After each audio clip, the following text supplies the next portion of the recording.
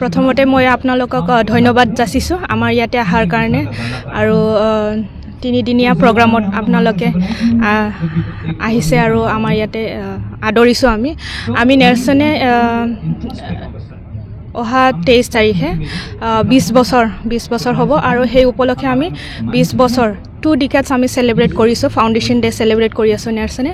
আৰু এই ফাউণ্ডেশ্যন ডেত সংগতি ৰাখি পেলাই আমি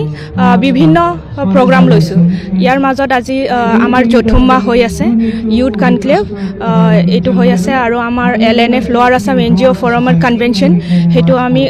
কৰি আছোঁ আৰু এটা ফায়াৰ সাইড পয়েট্ৰি মাল্টিলিংগুৱেল য'ত মানে বিভিন্ন জাতি জনগোষ্ঠী আজি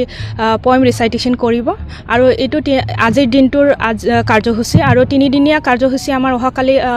বিভিন্ন টপিকত সেমিনাৰ আছে আৰু 23rd আমাৰ ওপেন সেশন আছে হেতুৱে আপোনালোকক আমি আদৰিছোঁ আৰু ধন্যবাদ জনাইছোঁ থেংক ইউ